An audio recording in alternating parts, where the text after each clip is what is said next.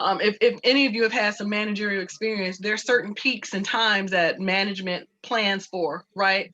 The very Correct. first warm day, opening baseball, the first day that you could go deer hunting, Halloween, Memorial Day, the Friday before, the Tuesday after, um, Christmas and Thanksgiving. You automatically know that your labor pool is going to be diminished because people take advantage of what they consider prime prime opportunities, and weather is one.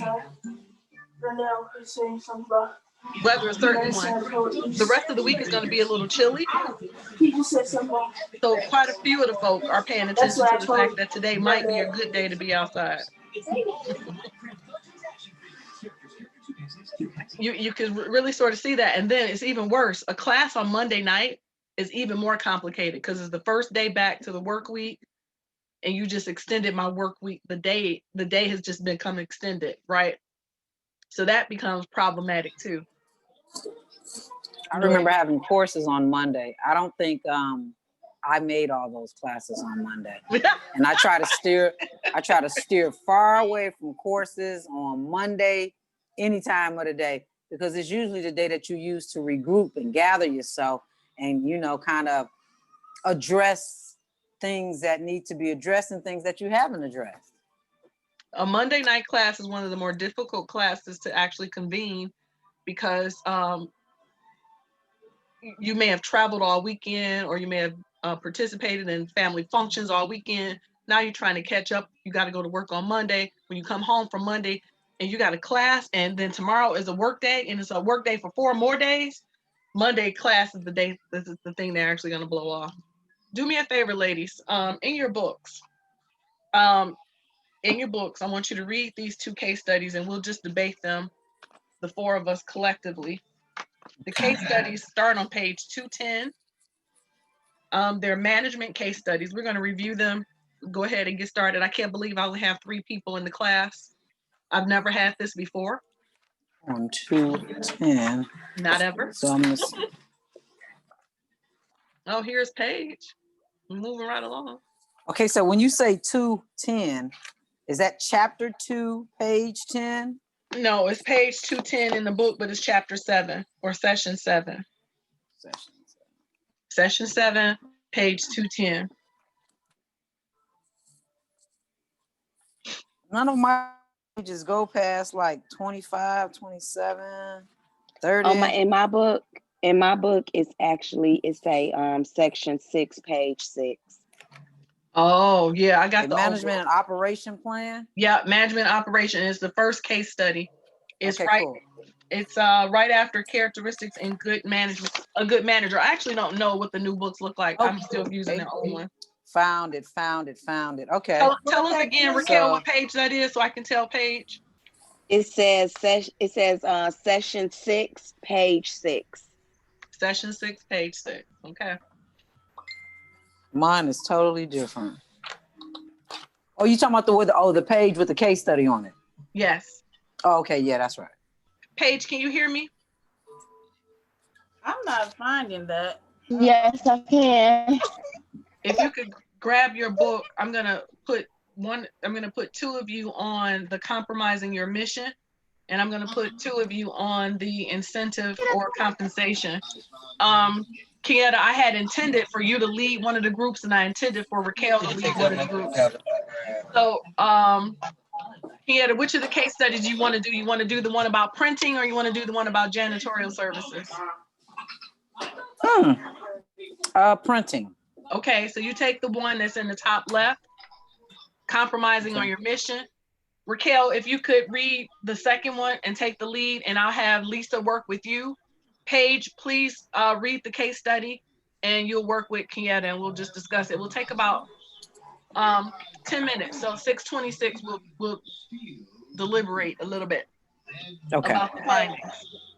I'm not there yet. Okay. So, am I looking for WS? She said it says session 6. So find session 6. Is it in the W's or the O's? See, I don't know anything about W's and O's. I'm not even seeing your book. Can you hold it up? It say H. She H, said H. Okay. H, Says and H. H for handouts, I guess. H. Okay, is it S1, page 6? Nope, it's S6, page 6. I got to see what you guys are working with. I'm gonna have to get up to speed with what it is they got you guys looking at. My H is gone. I don't have no more H's. I think I may Section 6. This is my book. Does everyone else have this book? Mine doesn't look like that, but it Yes. says Entrepreneur's Guide to Success. I have a different cover, but it's the same book. It's kind of like, oh, then my mic on. It's kind of like 2/3 way through the book. I believe if you get to where it says session 6 outline, you'll be going in the right direction. And just if you flip the page from that, you'll find the case studies. You know what? Okay, I see how it's going now. I see it. Hold on. I figured it out. So it's closer to the back. All right, Kenyatta. Yes. Did I put Paige or Lisa in your group? Page. I'm gonna send you guys to a breakout room if you can read it to her because she doesn't have her book. Okay, cool. All right. Okay.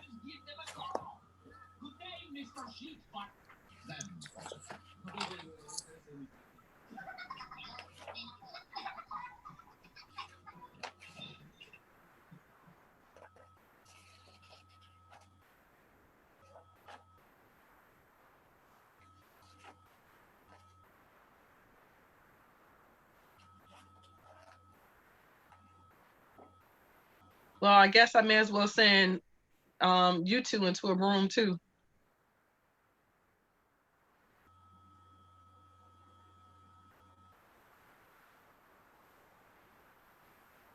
Actually, I can just mute my line. I want to eat my popcorn.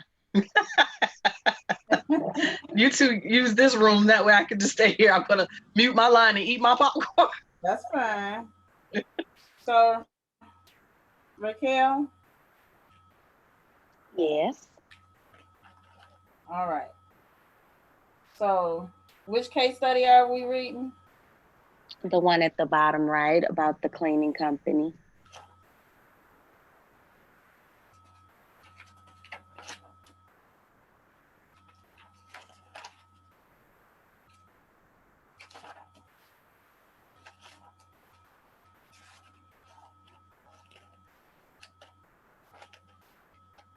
Which page is that? 6. I'm on 6. You want me to read it to you? It says salary and incentive for Yes. Okay, I'm there. Yep. Yep. All right.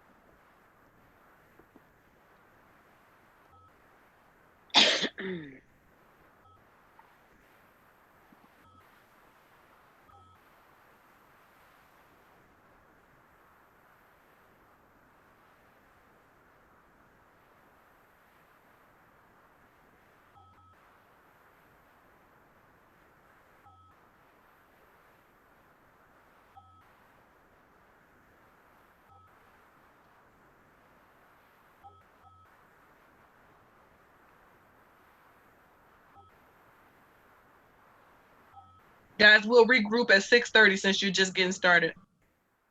Okay. Okay. So, Paige, what's your take on this? this is Raquel. Sorry, Raquel. No worries. My take on this would be I feel like it's a little bit of both. Um, as an employee, I feel like you want to get paid fairly and a little bit of extra incentive.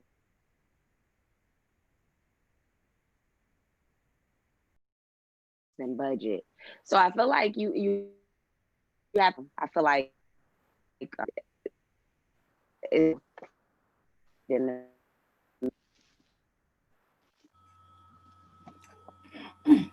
So a salary, an incentive, or a compensation to you? both.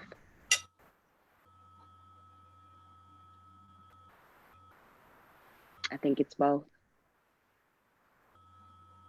So me as an employer, what I would probably do would I would research what other companies in my field are paying their employees, Mm-hmm. and I would go in the middle. I, Well, I believe it's compensation. You were hired to do a job. You knew what you was coming into when you first accepted the offer. So when you accept the offer, you accept the job and what you're getting paid. but do you Now, always know what you're getting into fully when you get a job, when you take a job? you supposed to. That's the I reason why mean, you ask questions at the end of the interview. And true, then but they don't always tell you everything that you find out when you get there and start working. and if there's extra things that come up. So let's say you started working for a company and you knew up front what your job duties were. Well, then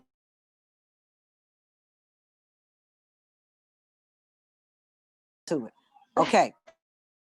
So big Yeah. business won't lose business. Small business, it could potentially end their business without having those things readily available. Right. Okay, that's our answer. Trying to write this stuff down. Any other comments? They said to him, if you don't process his request, you risk losing your biggest customer and his loyalty. I would rather lose the one in One 1,000, versus right. Yes, that right? means other Because people have understanding. and They then have him being a understanding. big business owner, you know what? He probably started as a small business, and he may even have, some empathy for the fact that we wouldn't be able to process his order as quickly because there are several other small opportunities that we need to look after. That's And I true. would And then think he that may somebody can be understand. right. And then that too, he may understand what he's asking is a chance anyway Right. to get It's a something risk that wasn't done. going to get done anyway. Okay. Right.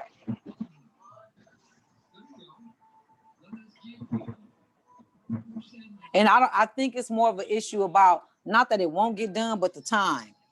He Yes. wanted yesterday, but at the same time, he didn't bring it today. He didn't bring it yesterday. How you gonna get it yesterday? I mean, so that Right. plays into it too, with him, not meeting that time frame. So okay, so it was a risk. It would not be on time.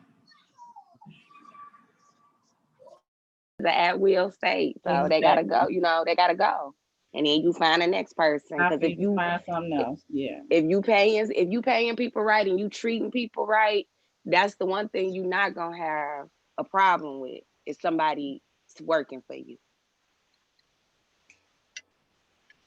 So let's take for instance, let's talk about Amazon. How the young man that was the delivery guy and he just up and quit because he felt like he wasn't getting paid enough to do the work he's doing. Amazon paid pretty good, $15 an hour. same that the U.S. Post Office pay. And yet this one person's like, no, pay me or I quit. Well, they wouldn't Yeah. pay, so he quit. But I also heard in reference to Amazon, you know, I've heard also that Amazon don't necessarily treat they people fair either, and not in pay, but Uh-huh. just how they treat and handle their employees.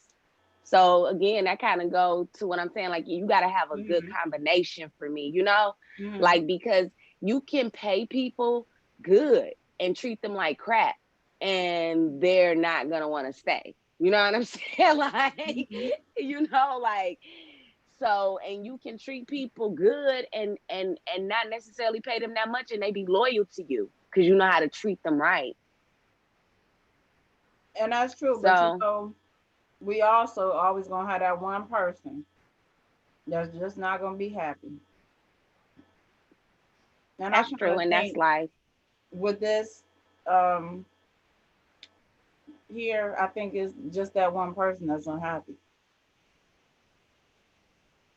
Probably, maybe, maybe. You got the big three that pays damn good, $30 an hour to stop at the end and pay, and you got those people that still upset, mad, and don't feel like they're getting paid enough. You got nurses that work in the hospitals that get paid top dollar across the board, and they unhappy. And they feel like they're doing too much work. So how do you come to the decision where you can convince your employee that you are paying fair wages? Well, you can't. And as a employee of one of the big three,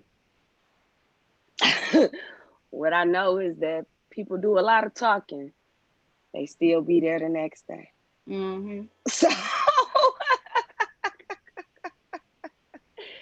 sometimes you can't make people happy, but those people either gonna leave or they gonna keep coming back punching that clock for you, doing what you need them to do. So There was one time 100 people walked out of Chrysler at lunch, did not come back. mm, mm,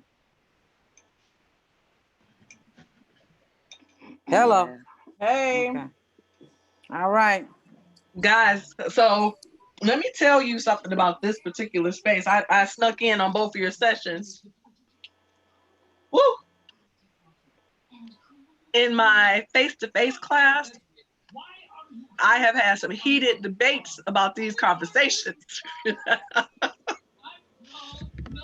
And it's a lot to learn. It's an awful lot to learn when you're looking at management case studies, because what you may not pay attention to is your response is a reflection of you as a person.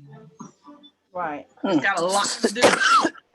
Whole bunches to do with who you all are. So let's start with Raquel's case study. Raquel, if you would be so kind as to read your case study and then tell me what you and Lisa came up with. Yeah, Hey, sure. Miss Monique.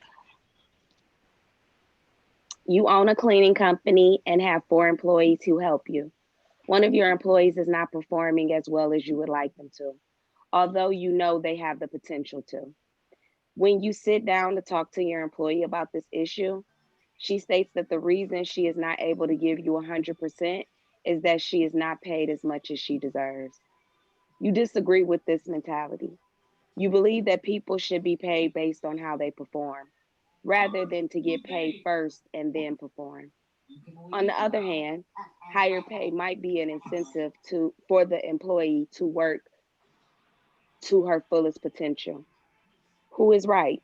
Your employee or you? Should salary be an incentive or compensation or both? How do you decide?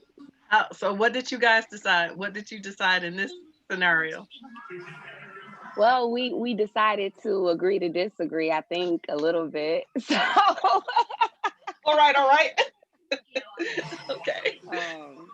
so we had different viewpoints. So I guess I'll have to let her speak to hers. Okay.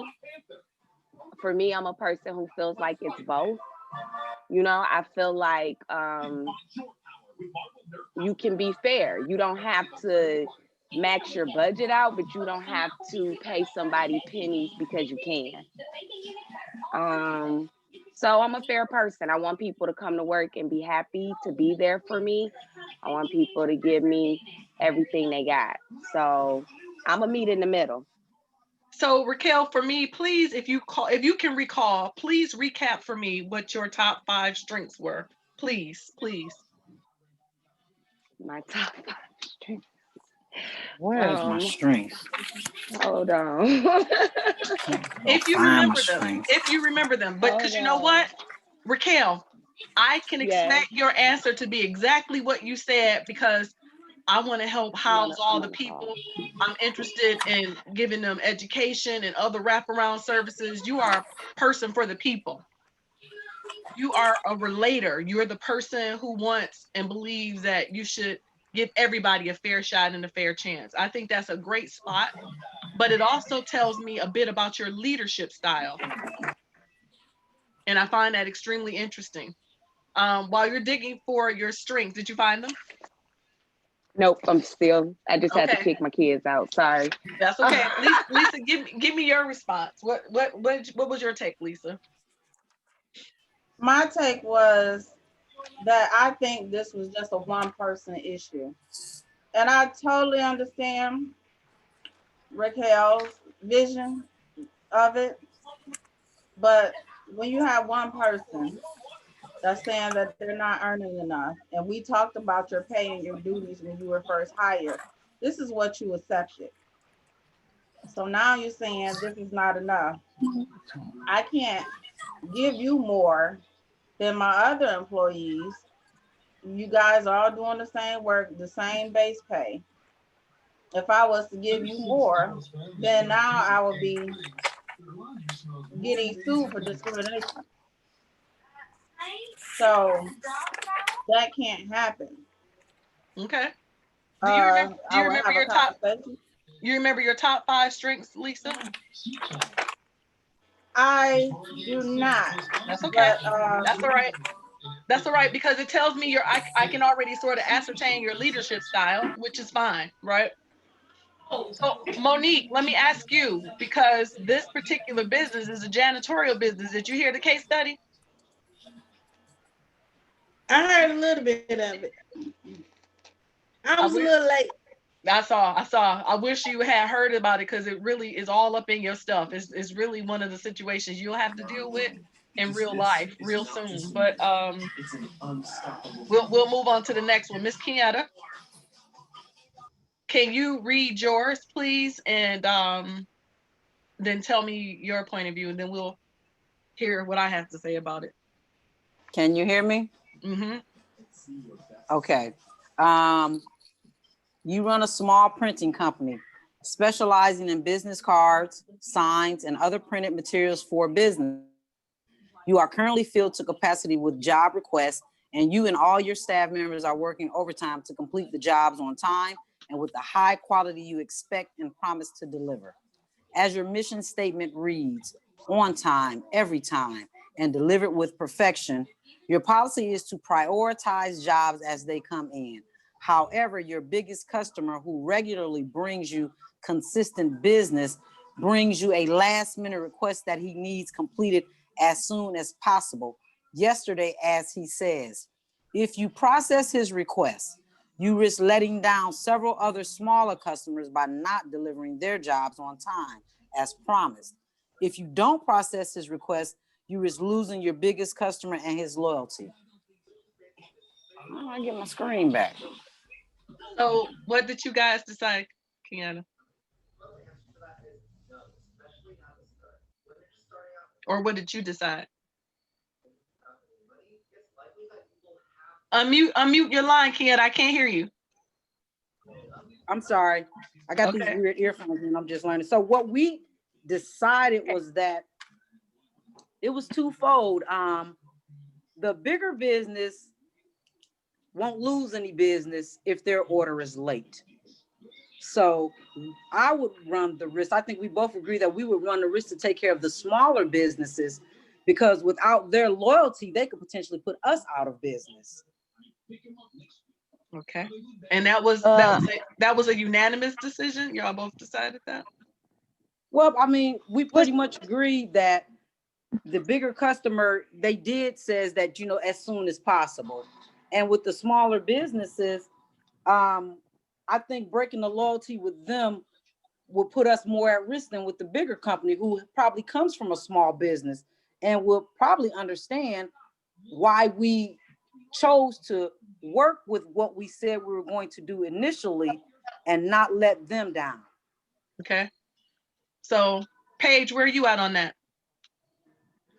Well, we agreed on that, but I said it kind of different. I said that him knowing that he's coming late at last minute is probably taking a chance, knowing that the fact that we have other customers and that we're at full capacity. Now we can tell him we can take it, but he may not get it as soon as possible, but we could do our best. Or let him know we're backed up. Well, you know, we're loaded with customers and you may not get it as fast as you want it, and leave the option up to him if he want to continue with his order or not. Okay. So, Kenyatta and Paige, I want to hear you chime in on the case study around the janitorial company. There were some varying degrees of responses. Raquel felt, let's meet in the middle of the road. Maybe we could review and maybe pay some more money or incentivize some things.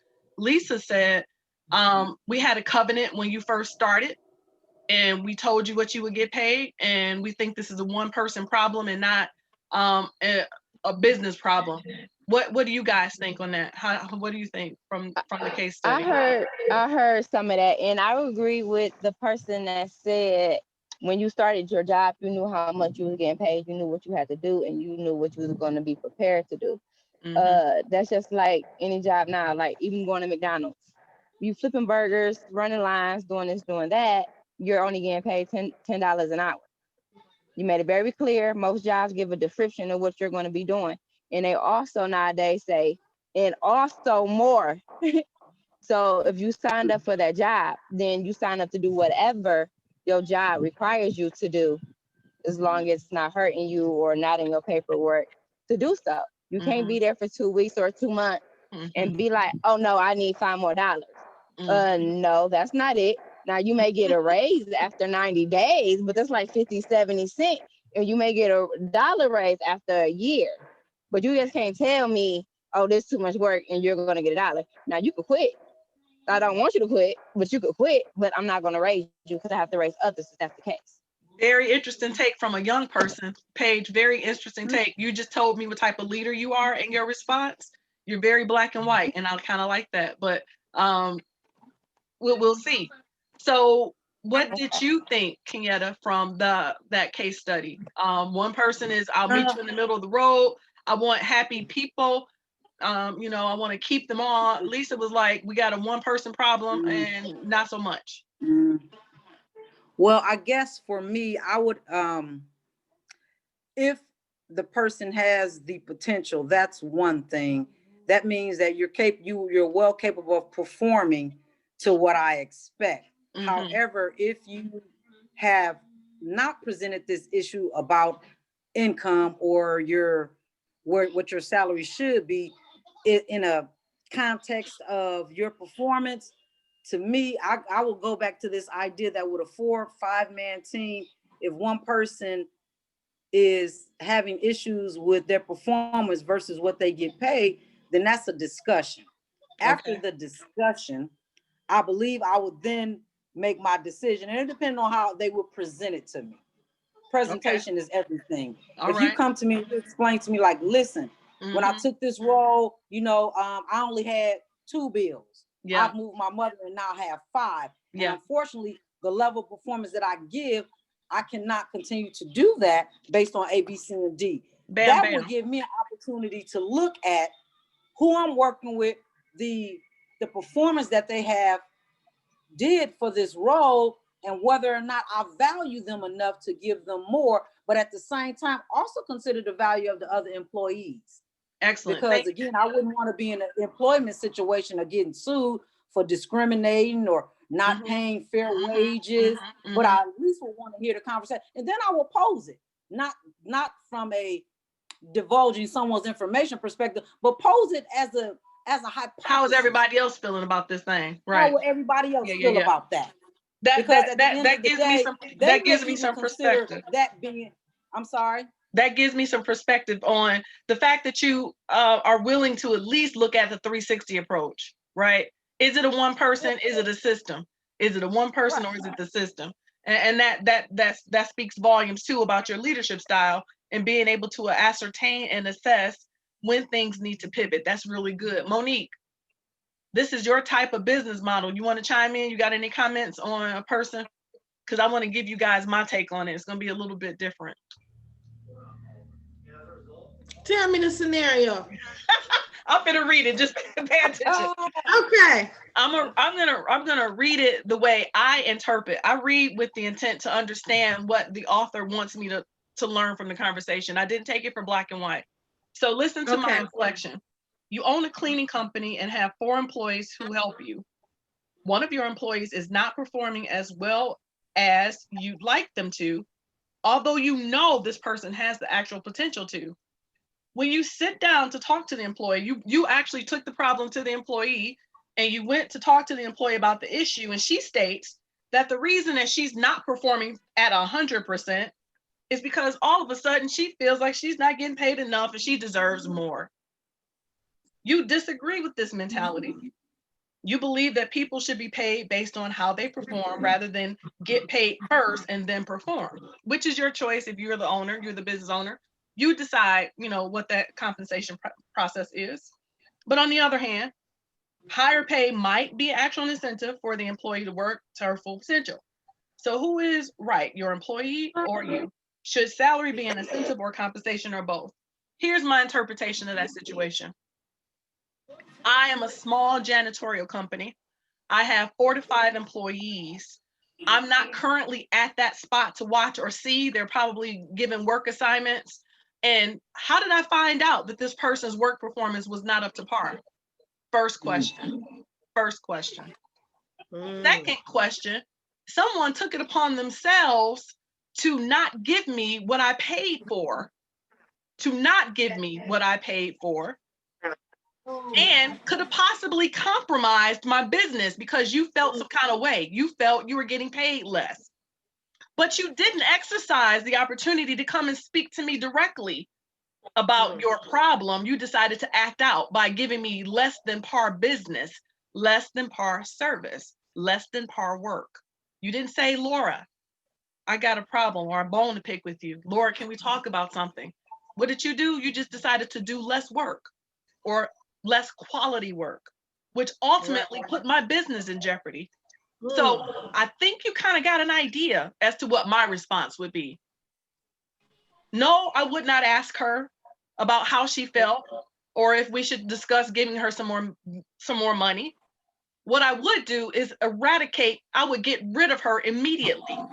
She would leave that day. She would be gone that very single day. Even if I had to do the work myself. Because, see, for me, when you take it upon yourself to control my environment and then my purse, because you couldn't exercise your voice, but you could exercise your arms and your lips, I got a problem with that. I got a serious problem with that. Because I would have told you up front what my process was, and I would have given you an opportunity had you only said to me what your dilemma was or what problems you were having. But here's the other part that you didn't pay attention to. If 4 or 5 people are working together, you think they don't already know that she decided to slow down or do less or not work better? You think the grapevine hadn't already talked about the fact that what? You got paid what? You got paid what? I would immediately remove the cancer from my work environment. I wouldn't even participate. We wouldn't even have another discussion. You'd be gone right then and there. Don't let the door hit you where the sun don't shine. I'm not having any discussions with you. But that speaks to my leadership style, right? It's not the only way. It is my way. And I don't compromise my way. When I hired you, I told you what I wanted. We discussed what you have to give me. We talked about when you would get paid. If you felt there was something else we need to know that we need to talk about, you have every right to exercise your option to leave because it's no longer what you thought it would be. But you don't have the right to compromise my business. That's right. There are no discussions on my end. So people who work for me totally know where I'm coming from. There are no gray areas. I'm very crystal clear about what I expect and when you cross the line without exception. No issue, none whatsoever. So that's my leadership style. But Raquel just told us, and Kenyatta just told us that they're more democratic. They value the people and they want to assess the system. They want to see if there could be some things that they could do differently. I tell you, I value your integrity and how you approach the communication, whether or not you were adult enough to come to me so that I would have the choice. You put the ball back in my court, empower me to fix the dilemma or exercise your privilege of leaving. But the person didn't give that business owner the option. And for that reason alone, I would never trust that person, nor would I want them to compromise the other people who work for me. Right. There is no gray area for me in that space.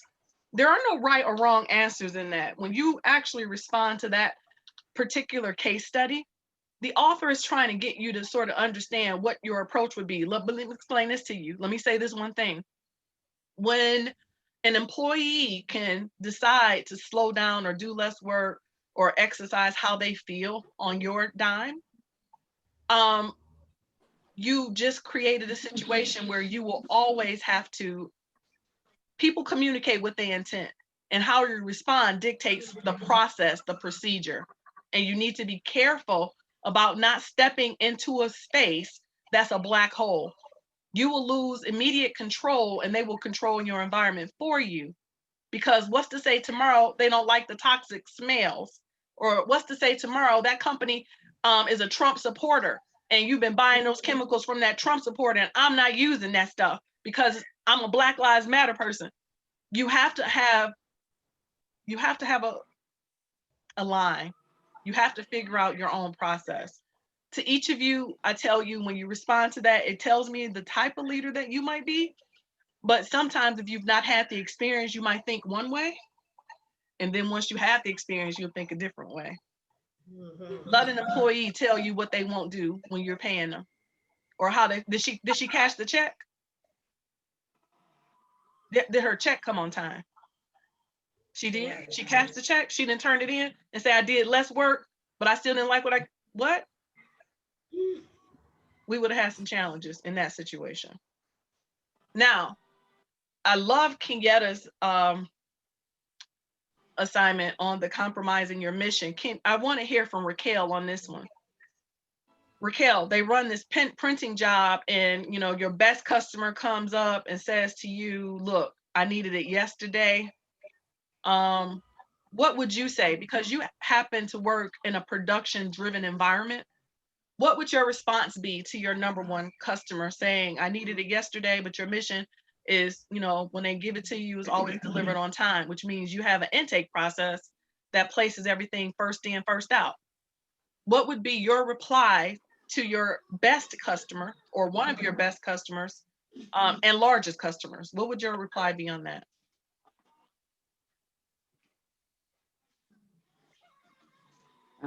So I'm gonna assume that I got my own machines and I got all my stuff to make this happen. Okay, I understand you saying they got an intake process, but I have all the equipment to make this happen. Yes, ma'am. Oh, well then you already know what my answer. You already know what my answer is because you know what my job is. So I'm gonna get it done. I'm gonna hire a couple of more people. We gonna stay up third shift, and we gonna make it happen. Yeah, right. Without fail, because you have the experience and the practice and you've seen it firsthand, right? If it starts off with a volunteer who wants to stay Yes, over, ma'am. who wants to stay over and run this job. So here's what I want you guys to understand when you're looking at a process and a mission. It is great to have integrity in what you communicate. Let us not trick ourselves Your largest customer probably employs the great bulk of your clients. A small print job that's $100 or $50 or $600 may not pay your payroll for the week. You will always process that large customer. You may want to follow your intention to be first in, first out, but ladies, let's not fool ourselves. If a customer came to you and it's a $180,000 contract, and that $180,000 contract is 6 months worth of payroll versus somebody who gave you a single day's pay, don't be fooled by what you would do. There is no confusion in that. Beyond that, you own the facility. You're looking at your current elasticity around an 8-hour workday.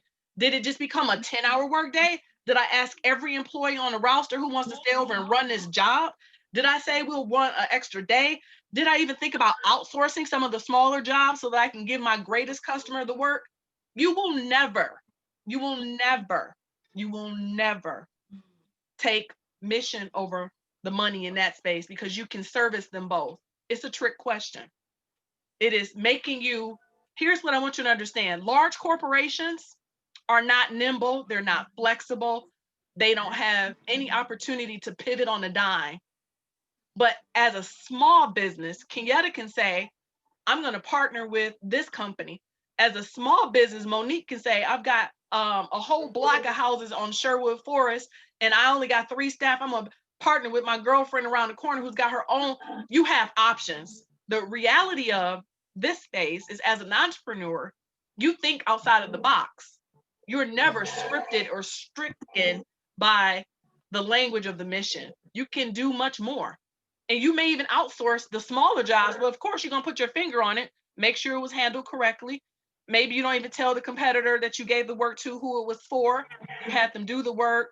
All right. Even at a loss, even if it costs you some money, you will do it. You know why?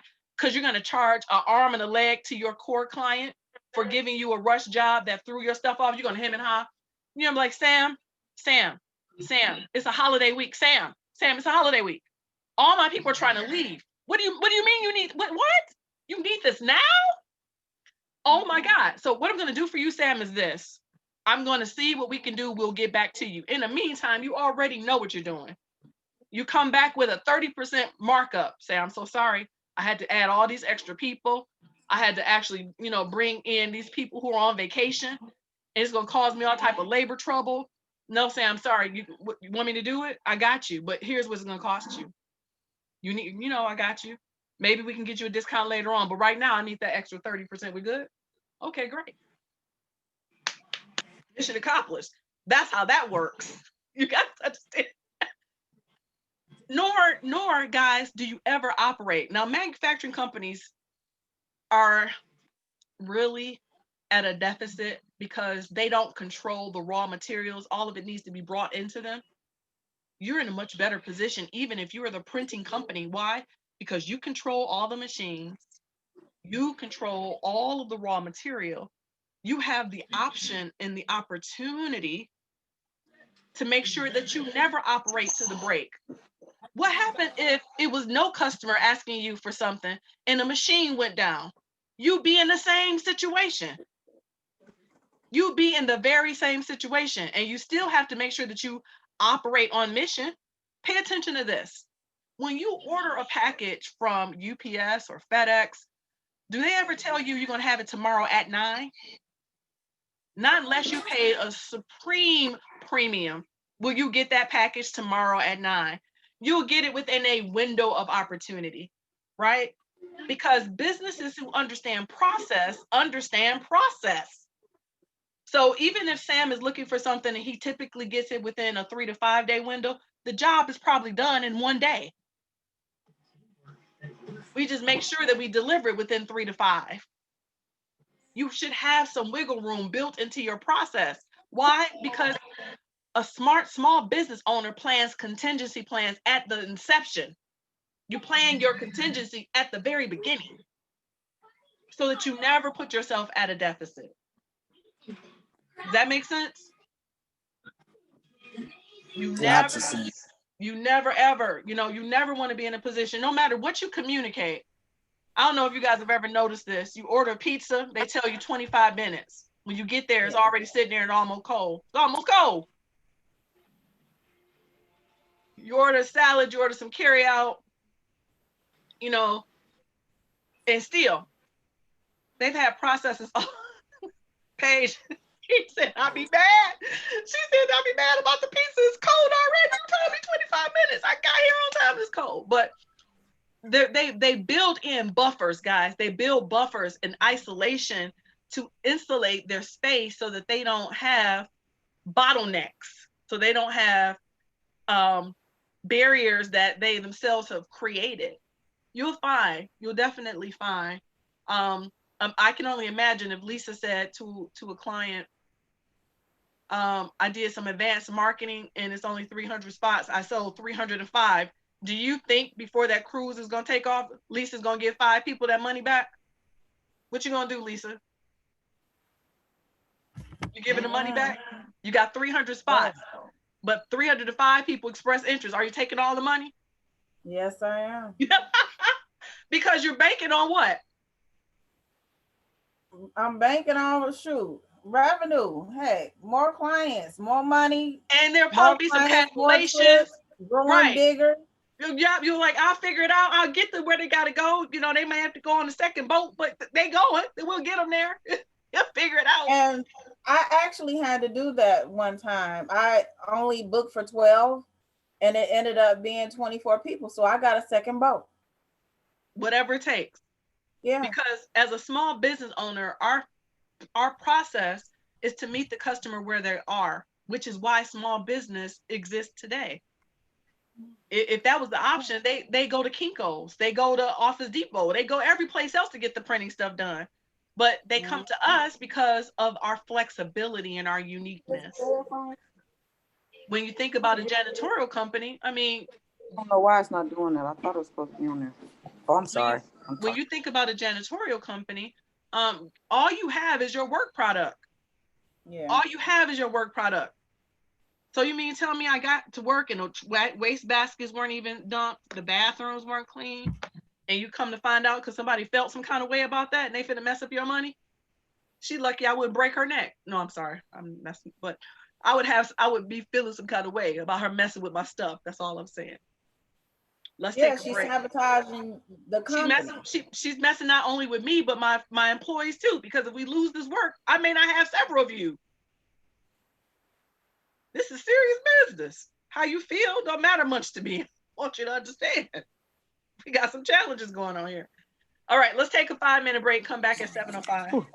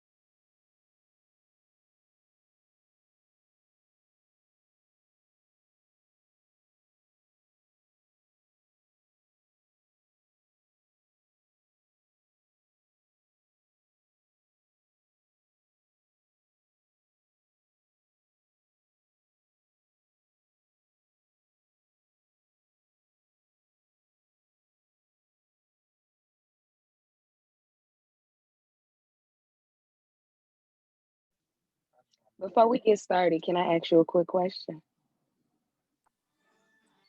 So, because I just want to know this, like, is this something that I need to be putting in my employment paperwork when people sign their paperwork that they don't discuss what they get paid? Because, I work in an environment where people don't discuss their salary. So then when people say, I don't want to get sued for workplace discrimination, I'm like, how is that so? And is it something I need to be putting in my applications when they sign and become employed by me?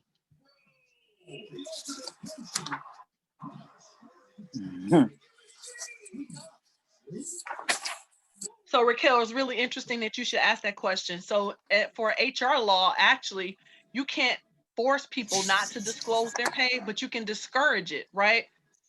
Most of us, Lisa says she's close to my age, and maybe Monique may be close to my age, and Kieta may be close to my age.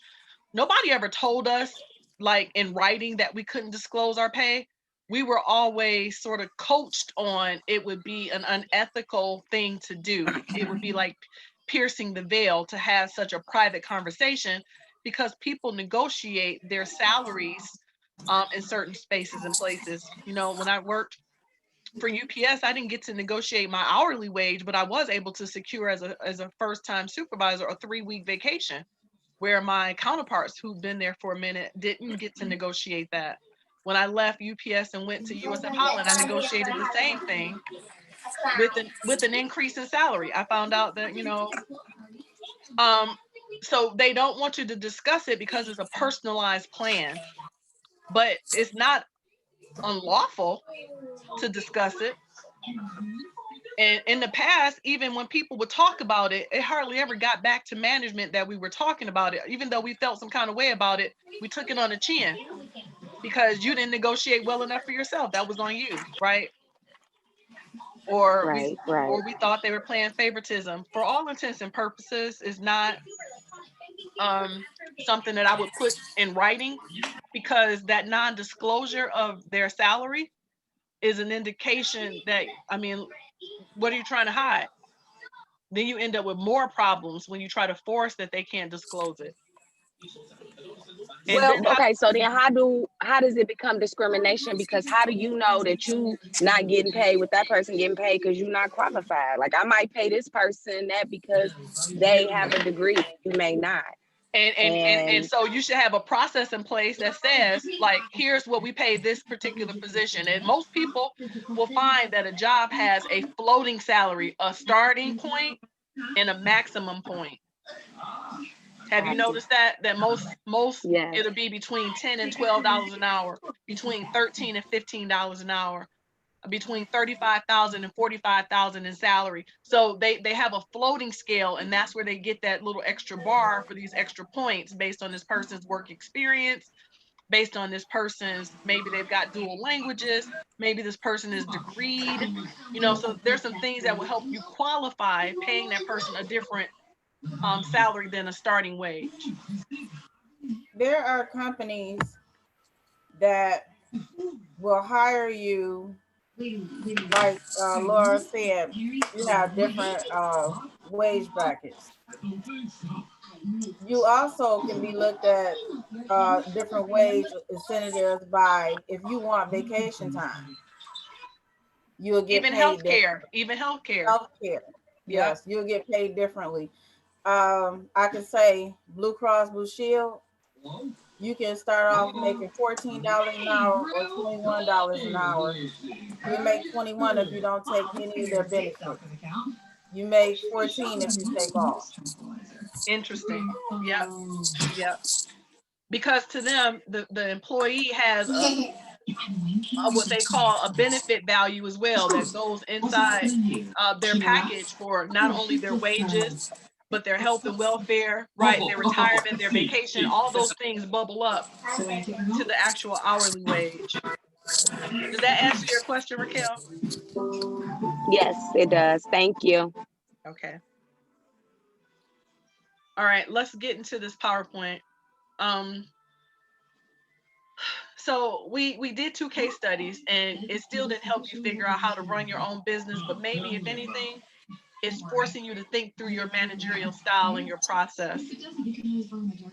We want you to understand contracts that are legally binding and how to abide by them. And we want you to understand the different levels of legal entities. And let me just tell you all really quickly that I believe that an L3C could possibly serve Raquel and Kenyatta. I'll talk a little bit about that when we get to the legal entities in depth. And then entrepreneurs can learn steps necessary to actually go ahead and incorporate their business. Most of you are probably already aware of that. In the state of Michigan, you can go to michigan.gov, click business entity search. When you click the business entity search, it takes you to this field right here, allowing you to actually search the business name to see if it's actually available.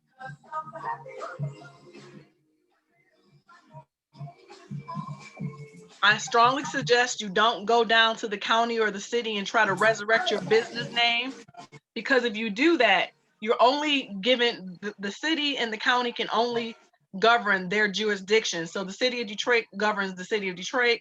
The county of Wayne governs the county of Wayne. If you're planning on doing business beyond Wayne County, then you need to not have your business registered on that level. If you want to be a state business, a business operating within the state of Michigan, then you want to come to michigan.gov, business entity search, and resurrect your business.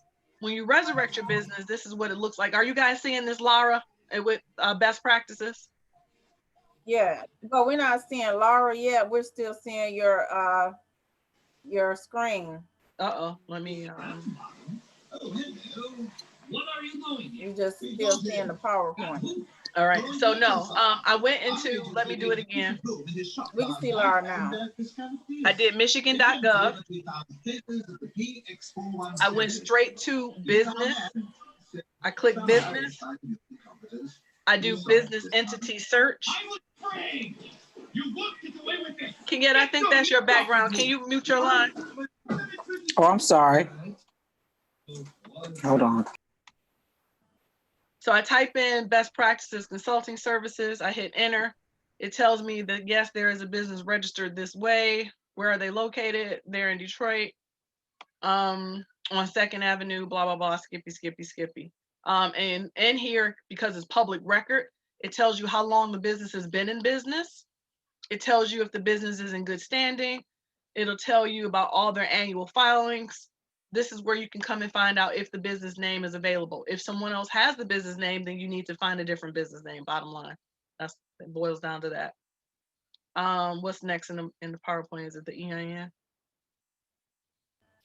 For those of you who may not have already done this, I'm just going to go to that screen right now.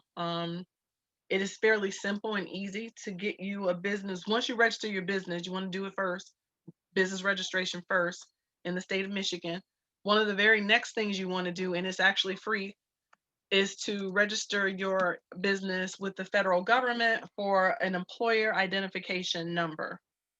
Can you guys see the IRS page? Yes. All right. Oh, by the way, if anybody hasn't received their stimulus money, please tell everybody in your network, everyone you know. You see this one little tile right here says non-filers enter payment info. Yes. Any household or person who didn't get their $1,200 can come to irs.gov, click this button right here, and they can put in all their credentials to get their check sent to them. That's for people who haven't filed those tax returns and all the rest of it, and they're still waiting for their money to come and they haven't gotten it. Okay, thank you. All right, so here I'm gonna say EIN. I type in EIN. Right here, apply for an employer identification number. The process is simplistic. Apply online. I don't need to go any further from here. This is where you do the application. It's a 12-screen step. It's real simple. It asks you some really simple questions. If you run into some snags because you're trying to do it by yourself, feel free to schedule a one-on-one and we'll get back to it. All right, so I want to go back now to the PowerPoint.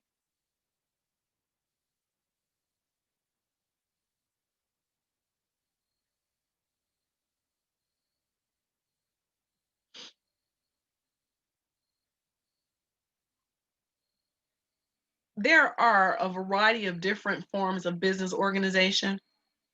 The easiest, simplest, and most long-standing in the United States is the one that's actually called the sole proprietorship. No one who knows me will ever say that Laura recommended that I do a DBA or recognize my own self as an entrepreneur, as a sole proprietor. The reason that I would never do that is because it has too much opportunity to cause you and your household irreparable damage. What do I mean when I say that? Laura Sigmund Incorporated, or doing business as Laura Sigmund Incorporated, means everything within my household is subject to a lawsuit when I'm operating as a business owner. Sole proprietors are typically single owners. It is indeed in the United States the most common form of business ownership. It is the oldest and simplest form because you can simply pull it out of the air and call yourself such. It's not even necessary to actually go and get paperwork because you're operating on your own personal social security number versus an actual EIN. Pay attention to this next line. There's no distinction between the individual and a business, which means everything you owe, everything you own is subject to inspection.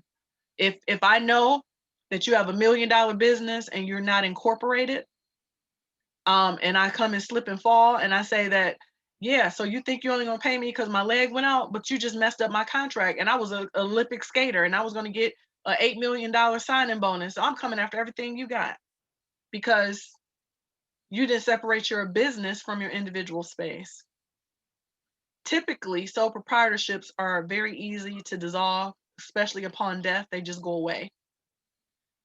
Because you're the sole proprietor and the sole owner, management flexibility is extremely one of the greatest value propositions, but it's also one of the stronger deficiencies. A sole proprietor does get to retain all his profits, but is also responsible for every and all losses. Partnerships, a more complicated union, are typically 2 or more people, easy to form, difficult to dissolve. It can benefit people when they have complementary management skills or financial capability. One person might be an industry leader. They've got 30 years in the travel business. So it makes sense for me to go into partnership with them. But I bring the strong credit score so that we can actually get capital for the business. That's a nice partnership matchup. The problem is you need to have a partnership agreement that talks about who does what, when, and how, and where, at what percentage, and all the rest of it. There can be lack of continuity oftentimes when you think about a partnership. When one member of the partnership gets married, they may lose interest, or they may lose interest because they found another venture, or you may get a troublesome spouse who now wants to participate in the business that they had nothing to do with initially, since they weren't there from inception. So people will dissolve them, causing internet or internal conflicts. You'll find a lot of interpersonal conflicts in partnerships because it's like being married. There's no other way to call it. A partnership operates almost like a marriage. And you better be willing to stick with this person to the end. I have a separate business called Business Triage Systems. I'm in a partnership with 2 other people. If I didn't know these guys for over a decade, I would not be in business with them. But let's be clear. I know exactly where I stand in this partnership. I know that I have 40% and the 2 of them have 30% equally. I know exactly where I stand because I also know what I bring to the business. So though we have to have a unilateral, and it's easy, right, to break a tie with 3 people.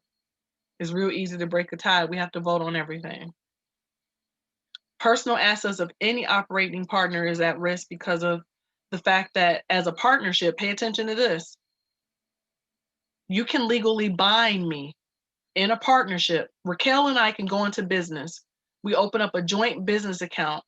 She can go and open up a $10,000 business credit card and get to shoe shopping and house hunting and whatever she want. And when the bill comes and I question her on it and say, well, I don't want no part of that. Am I free and clear because I just decided I don't want any part? No, I'm legally bound because my partner has the capacity to bind me in that situation. A corporation. You already know what corporations are because you've seen these entities: Ford, Chrysler, GM, Henry Ford Hospital, blah blah blah blah blah. Although hospitals are typically nonprofits, they're still corporations. They have an unlimited number of shareholders. They do have extreme limited liability because you can't sue the people, you can sue the enterprise. You can't sue the people, you can sue the entity. You can't sue the people, you can only sue the enterprise, the entity. So it has limited financial liability. Whatever you invest is all that you lose. They can't come and get what you own. They can't come and get your 401k. They can't come and liquidate your car. They can't take your life insurance policies because you're not a sole proprietorship. You have limited financial liability. Typically, corporations operate on a specialized management skill, meaning that somebody is necessarily running the business, who has the capacity to bring that to fruition, and it doesn't necessarily need to be the owners of the business. Corporations can hire the talent, right? Think about it. Ford Motor Company is not run by people.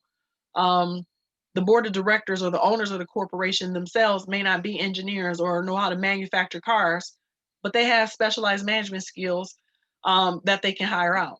They can hire somebody to actually do that. It can help to expand your financial capability. Your capacity can grow simply because your stock can have value. Corporations, by design, are very difficult to form and difficult to dissolve if you've done all of the moving parts that go with an actual corporation. Corporations as C Corps and S Corps. C Corps are traditional corporations. S Corps are 100-member limited domestic organizations, and each of them are governed by what we call bylaws. There's like the covenant document that says when shares can be sold, at what share price, who actually owns, how do you bequeath, how do you turn something over, where are the assets and trust, and blah, blah, blah, blah, blah. There are some tax disadvantages because people consider double taxation on corporations. You pay for it as a pass through when you get your dividend, but you would have already paid taxes as a corporation when you filed with the IRS or with the state of Michigan or with the city of Detroit. And they do have some legal restrictions. Corporations do have some legal restrictions. I mentioned earlier that S corporation has no more than 100 shareholders and it's a domiciled space, meaning is domestic to the location and state that you actually resurrected it. So as best practices consulting services, if I were a S corp, I could not also say, and I have a branch in Ohio and I have a branch in Wisconsin, because a S corp is limited to its domestic space in which is state of origin. You can elect to pay taxes as a partnership to avoid the double taxation, meaning you didn't pay it when you submitted the actual tax return, or you can choose to actually use it and pay the taxes as a corporation. A limited liability is a hybrid version of a corporation. It's a corporation structure. It has a corporation structure, but it really operates like a sole proprietorship. It can, as a multi-member corporation, operate and be governed just like an S corp. It can use the same tax shelter, same tax privileges as a S corp, meaning you have a pass through like partnership and all the rest of it. I mentioned earlier that another form of a corporation is what we call the L3C. The L3C is a hybrid version of a limited liability company because it's more primarily focused on mission and not so much profit. So it takes a lot of the tenets and elements of what would be considered a nonprofit. So think about it. Blue Cross Blue Shield is actually a nonprofit. Henry Ford Hospital is actually a nonprofit. But an L3C could be a clinic that actually charges for services, but they also have a mission, right? It could be a school that's not so much a nonprofit, but has a version of programming that people have to pay for extra services and all the rest of it. Think about driver's ed. Driver's ed is no longer free, right? So it could be an independent business or it could be a pass through of another mission. There's another form of legal organization. There are two other forms, and we don't discuss them in this class because ProsperUS doesn't support them, but they are co-ops or cooperations. Multi-members pulled together in a democratic space. And then lastly, the nonprofit. When we look at corporations, you can be a domestic corporation, as I indicated earlier, meaning the state of origin where you were actually created. You can be a foreign corporation. I am actually best practices consulting services is a domestic organization, but my second business, Business Triage Systems, operates on a foreign footprint because we operate in Ohio, we operate in Baltimore, Maryland, and we also operate in Memphis, Tennessee. So we are considered a foreign business because our domicile is Michigan and we're operating in other states of which we are not in the state of origin, doing business outside of the state of its incorporation. An alien business is a business that was not a domestic United States business, meaning it was a business that has headquarters in Japan, Canada, Mexico, any place other than the United States. That form of corporation is called an alien corporation.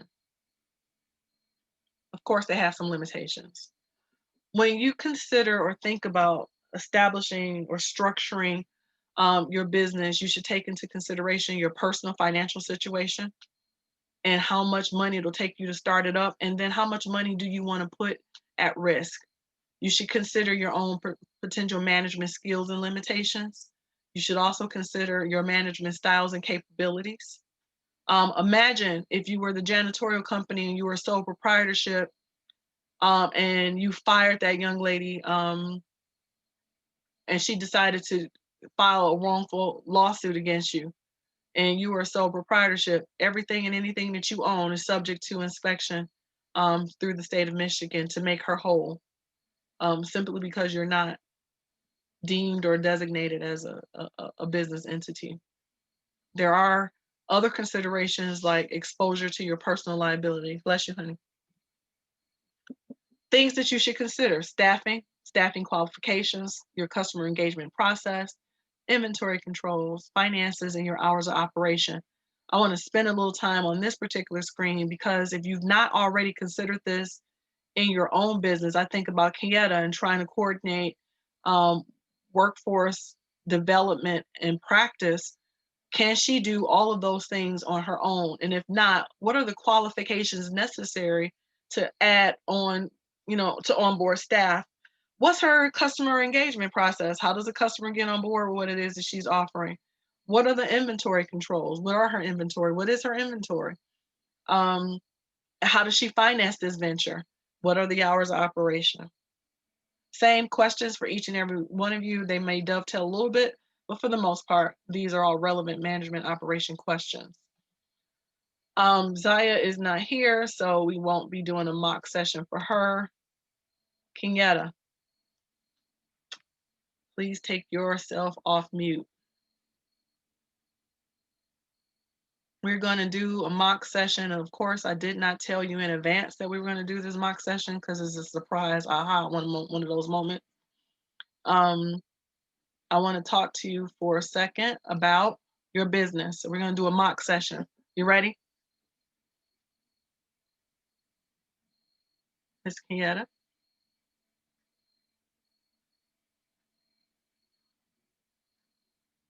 Hello?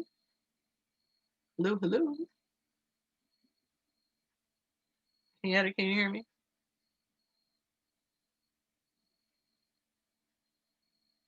All right. So it's supposed to be Kieta, and we seem to be having some technical difficulties. And the other one was going to be Monique, and Monique ain't here right now. Don't know what happened. She fell off. Kieta, can you hear me? Kieta, can you hear me? Can you hear me?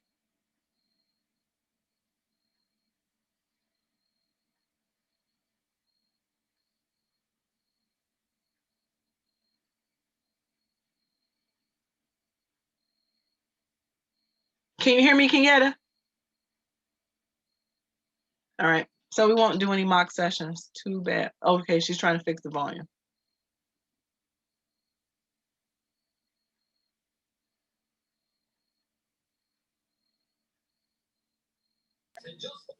There we go.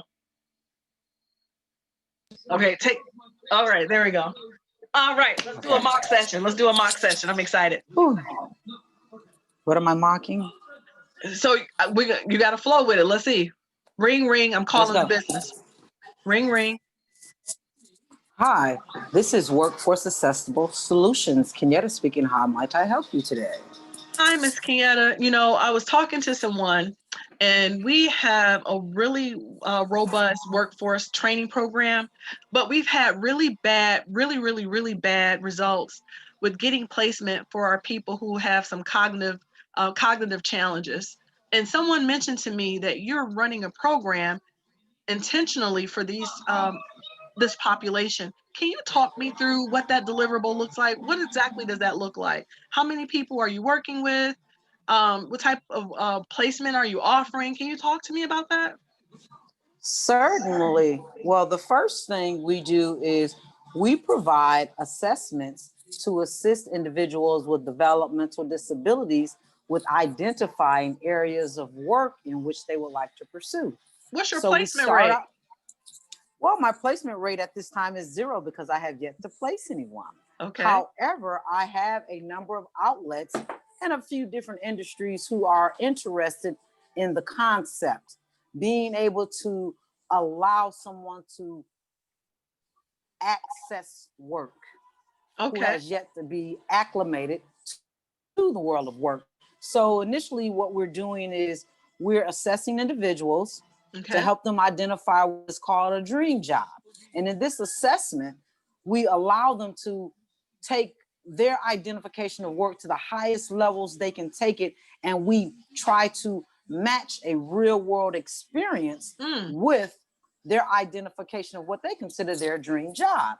And after we are able to get a good match from an employer, we allow them to participate in a 4-week internship where they will utilize our soft skills and job development training to apply to their current role in the internship. If the internship is successful, I have a guarantee from the employers that an offer of employment could potentially be made to that particular candidate. Interesting. So, I'm so intrigued with what you're saying. We have our own training program, but I'm really digging the okay. internship. I'm really digging the internship. What is the cost for intern? I don't want to pay for training. I just want placement. Are you able to offer me that? I understand you need to assess. Can you tell me like pricing structure for maybe a 4-week, 6-week internship? Because that would be more than enough time. I just need 30 days of placement to actually make my numbers look better. How does that work? Okay, very well. We are able to carve our menu for our connections, as I call them, in the community by offering you all an internship for approximately $400 per week per person. So with that $400, the individual would receive not only the hours of internship, but they would also receive online support for any issues or concerns that they would have as we help them work through the internship process. And at Understood. $400, Understood. at $400 a week, you're looking at a total of $1,600 for this particular internship.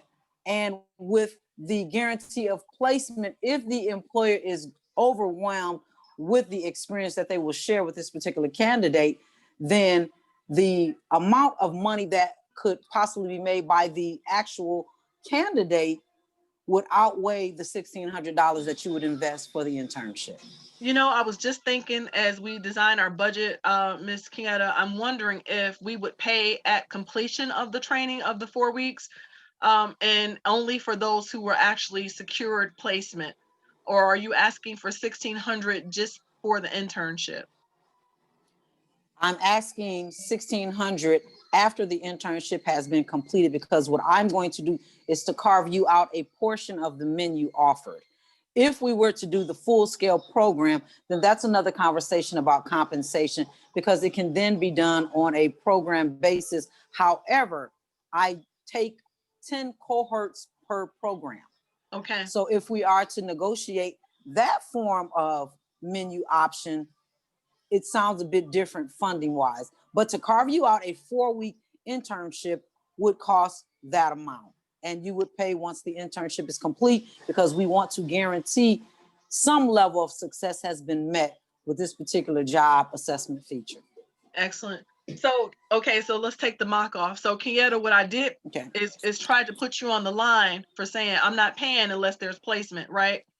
So if the person had gone through an internship and had fallen off after 2 weeks, you wouldn't have been able to charge me $1,600.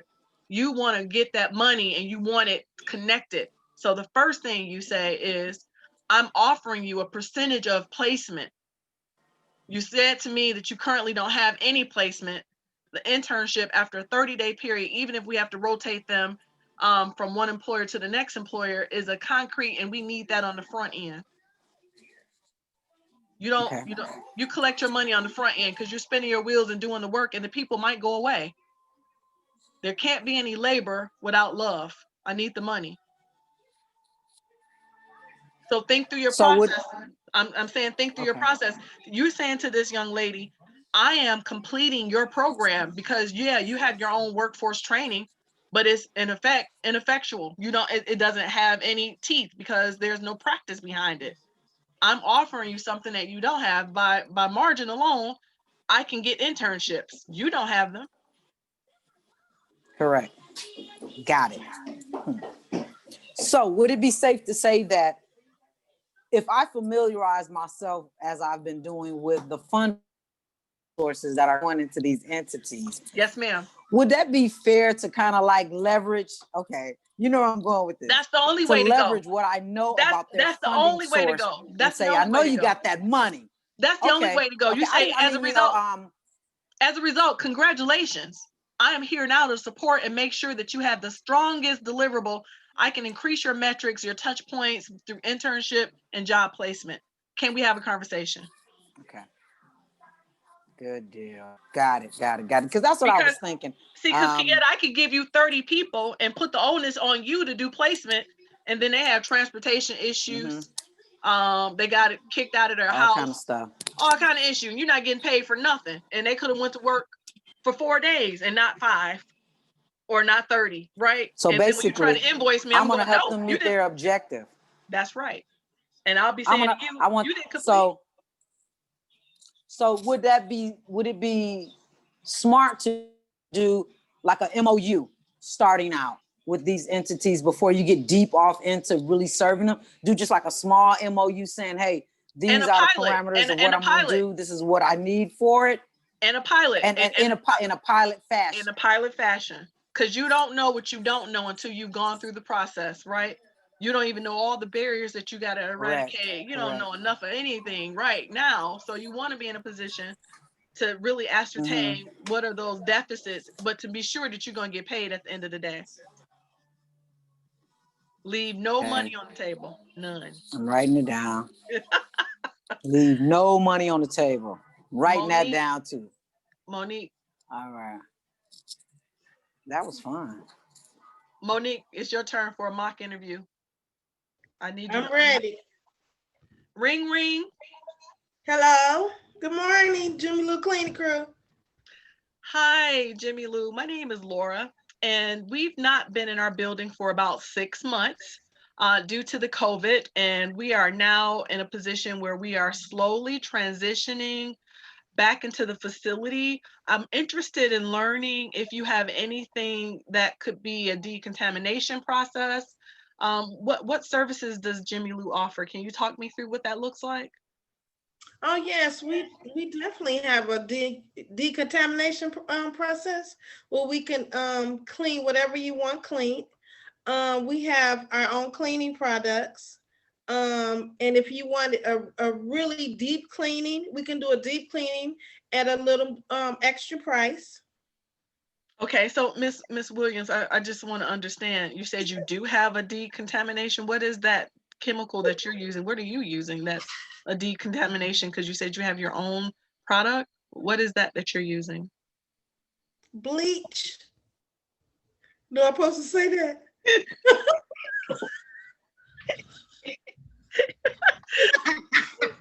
Nope. Okay. No, what you're supposed to say is the truth, Monique. What you're supposed to say. Okay. Girl, you about to make me bust my side. What you're supposed to say is, ma'am, we don't currently have any decontamination processes, but if I could come and look at the facility and ascertain what it is your needs might be. We can certainly get a quote for you to find out. Are you looking at a one-time cleaning, or are you looking for ongoing cleaning? So you're supposed to ask the questions versus telling me you're gonna use bleach. I got some bleach. I knew you was gonna give it to me good if I said that though. So listen, when you don't know, when you don't know, always what is decontamination?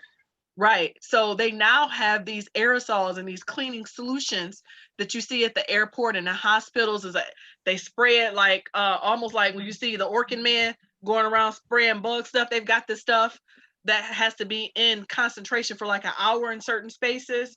They've got some that's only on contact for like 30 seconds. They're using them in the theaters. They spray these things and they're supposed to clean the air as well as the surface. It's a decontamination. So if you don't currently have it, you can't tell me you got bleach. Yeah, I'm gonna clean it with bleach. No. No. Okay, now I understand. So you say that's not typically what we do, but we're very interested in seeing how we might support you.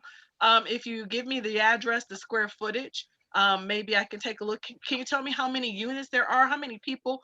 You start going through your data mining and your information gathering so that you can better ascertain how to support that person. If you feel it's some work that you want to do, but don't get tricked because it's an opportunity. Monique, every opportunity is not a good opportunity. Okay. Right? Every opportunity is not a good opportunity. She said they've not been in, well, I said they've not been in the office for 6 months. We don't even know what type of building it is. What if she told you it was a monkey laboratory? Right.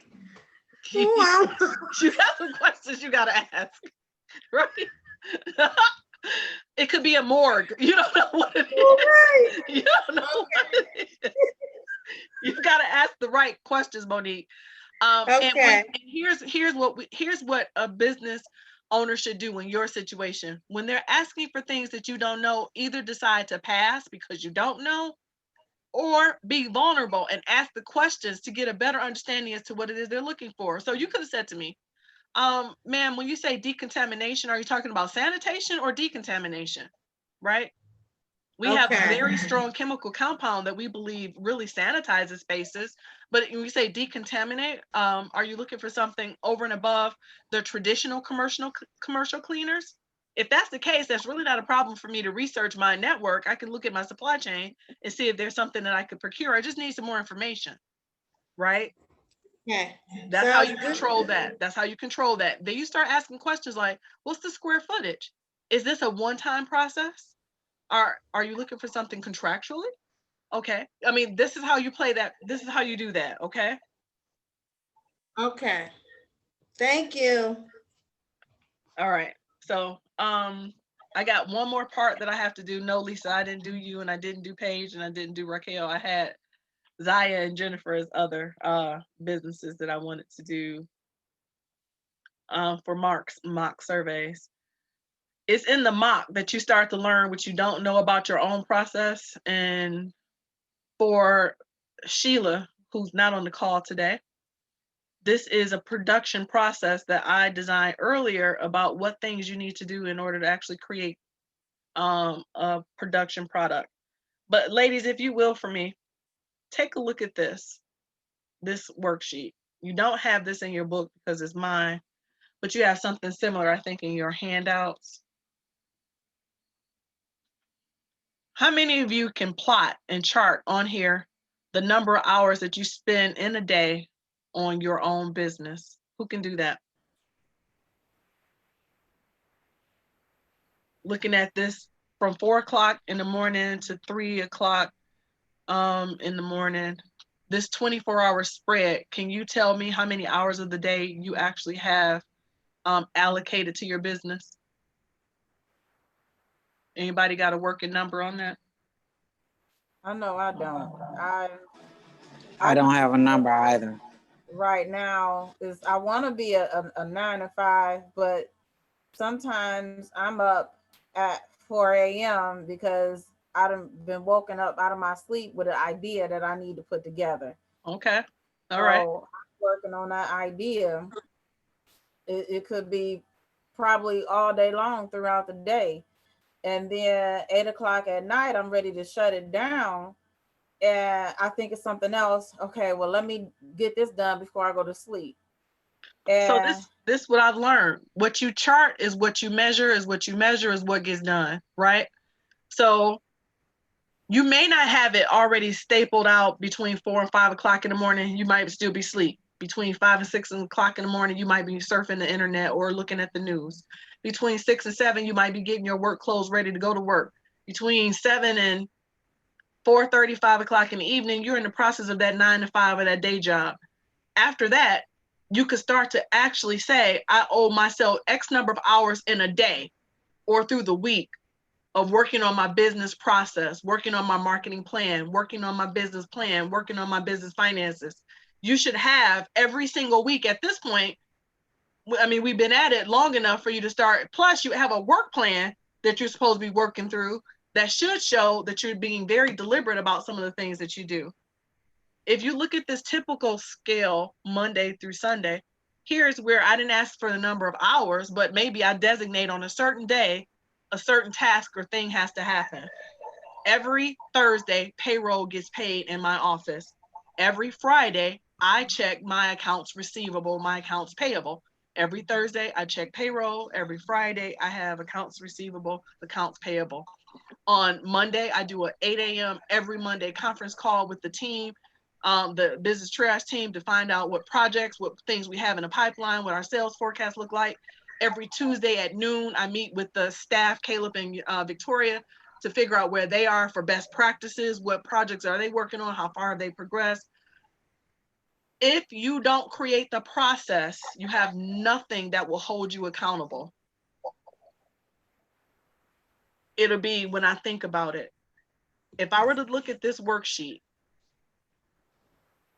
and I were to assign who's to do what, so who's going to actually create my Canva marketing? Who's going to create my Hootsuite account? Who's going to create my social media accounts? Who's going to create my Google website? All of these things could be tasks that need to be assigned and put a timeline on it. Operationally, when am I going to write out my business process? When am I going to write my return policy? When am I going to do this, and that, and that?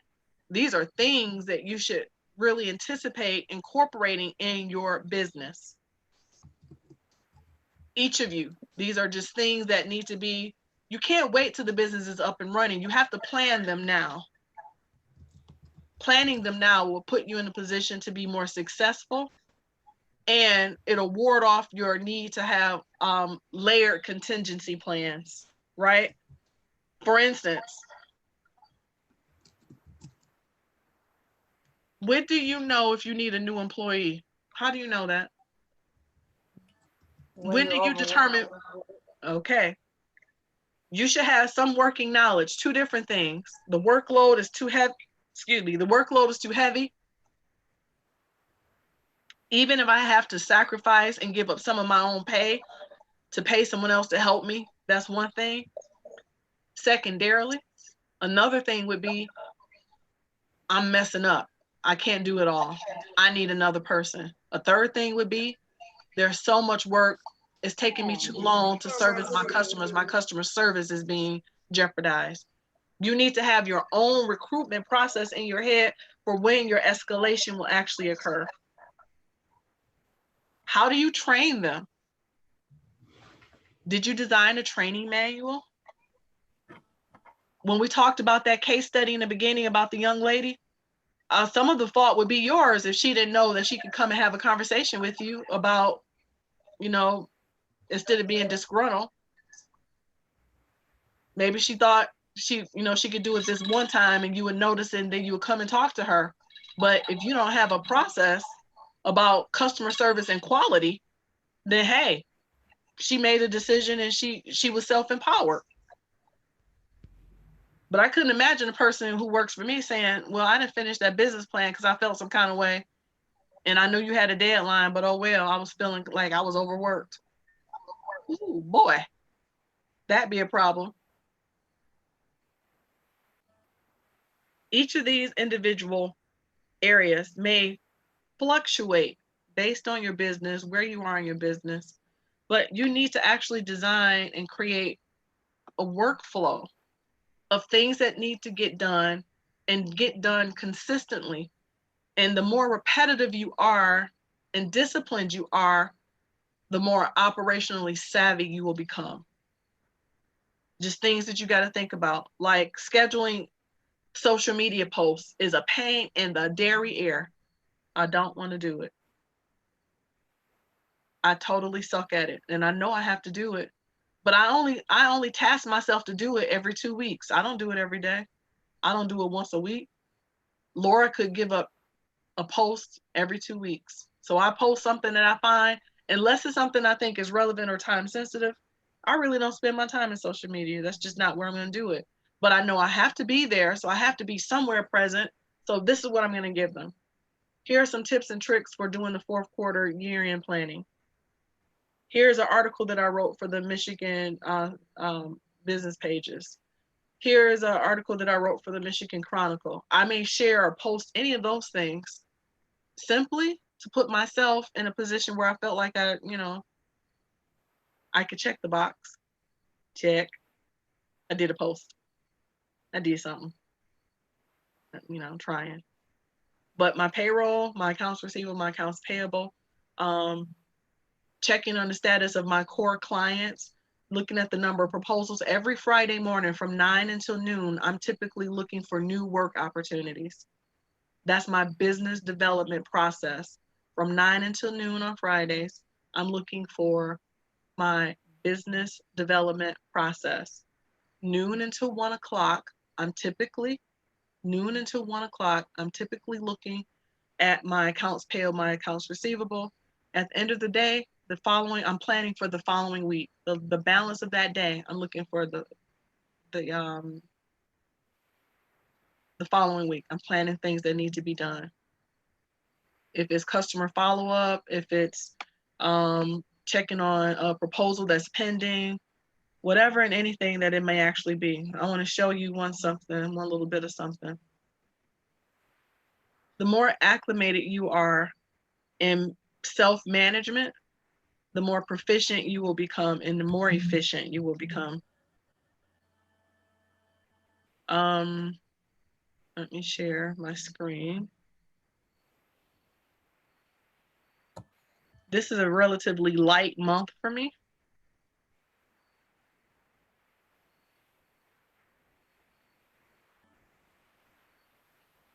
I'm a big planner. I plan almost every single day. Days that I have big proposals or things that need to be done, I kind of put little work on it. But I'm an effective planner. I plan in advance nearly every hour of every day. I know for a fact that I'm going to work a 60-hour work week unless I'm on vacation. And this is a COVID calendar where I can't go anywhere. I would hate to show you my calendar from last year. But without fail, I don't have anything on my calendar of a personal nature. This is not a personal calendar. This is my business calendar.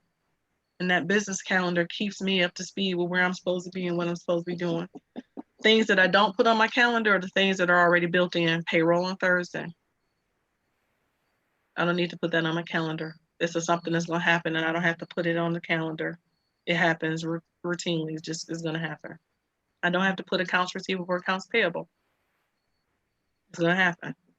You need to come up with your own management process. And the sooner you do it, for simple things, researching competitive advantage, creating a pricing structure, creating my marketing content, designing my Google website, looking at and creating my accounting systems, looking at creating a small business bank account, doing my business registration, designing my EIN. There'll be things that are situational or one time, maybe every now and again, and then there'll be things that have to happen every day or things that happen every week.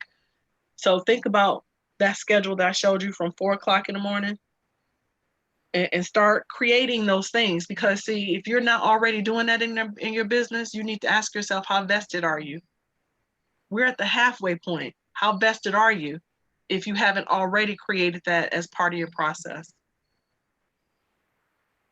It won't get done if you don't do it. It is what it is. I've been practicing trying to create me a business work outline.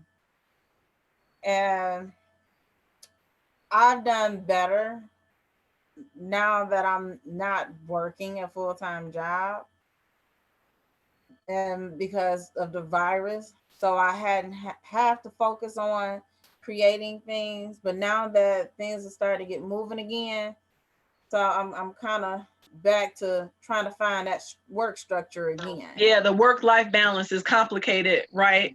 But if you pencil it in and you hold yourself accountable, and maybe your phone dings, oh, research, blah, blah, blah, blah, blah, right? If you take the time, take an hour on Sunday to plan activities for the week and just plug them in where you know you got holes. From 6 until 8, I got a class. I can't do it from 6 to 8 on Monday, but maybe I can do it from 6 until 8 on Tuesday. Right?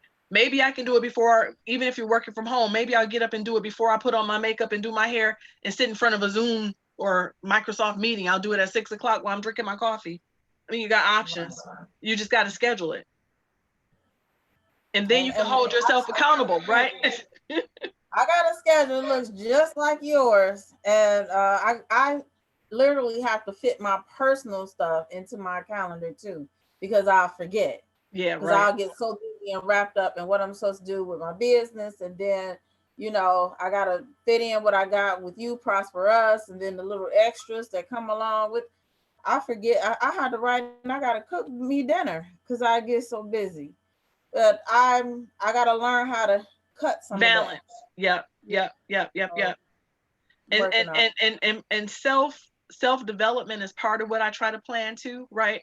I recognize that I'll spin my wheels and I'll burn myself out. So I do plan TV time. I plan a whole lot of stuff. And if that means I don't go to bed to midnight, I don't go to bed to midnight because I got stuff I gotta get in. Which is why you notice at 8 o'clock, I cut the class down. It's done. It's done. I got to go. I got things. I got to do. It's me time. It's hobby time. I got stuff I got to do. I got to. Yeah, you gotta go another job. Yes, ma'am. Yes, ma'am. All right, guys. So until next week, remember you have some work plans that need to be worked out. You only got a couple weeks before I'm expecting some follow-up. I would love to see some one-on-ones so we can check your progress. All right. Okay. Until next week then. Bye, guys. Bye, y'all. Bye-bye.